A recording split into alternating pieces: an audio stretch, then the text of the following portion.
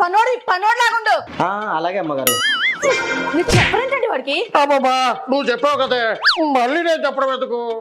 అమ్మో అమ్మో, మళ్ళీ చెప్తే మీ నోరేమన్నా అరిగిపోతుందా కరిగిపోతుందా, కొబ్బరి చిప్పల మురిగిపోతుందా?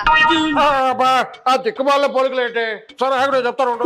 ఏం అవసరం లేదు, నేను అడుక్కున్నాక చెప్పాల్సిన పనేం లేదు. అది తినండి ముందు.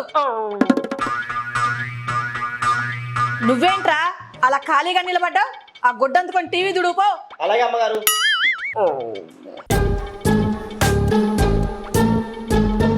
ఏంటండి పోలీసుడు దొంగని చూసినట్టు చూస్తున్నారు? ఉప్మా తినరే? అంటే దీన్ని ఉప్మా అంటారా? ఉప్మా కాక మరేంటి? పాలు పోస్టులు లాంటిచ్చే మైదా పిండిలో ఉంది కదా. ఏంట్రా ఒళ్ళు ఎలా ఉందేంటి? పగలబడి మరి నవ్వుతున్నావు, పళ్ళు రాలుతాయి వెదవా అనుకున్నావు. ఇదిగో గుండు, నేను నీకు దండం ఎందుకే అనవసరంగా తిడతావు? పనోడు వెటకారంగా నవ్వితే తిట్టక పద్మశ్రీ అవార్డు ఇవ్వాలా ఏంటి? అయినా మీరేంటండి బంగారం లాంటి ఉప్మాను పట్టుకొని పోస్టర్ మైదా పిండి అంటారు? మీ మతి ఏమైనా భ్రమించిందా ఏంటి? అది కాదే కొండం, పాలు లేకుండా కాఫీ తాగడానికి, రవ్వ లేకుండా ఉప్మా తినడానికి మనం ఏమైనా కటిక మీద వాళ్ళమా చెప్పు? అలాగని మీదేమన్నా రాజవంశమా? కూర్చొని తింటే కొండలైనా కరిగిపోతాయి.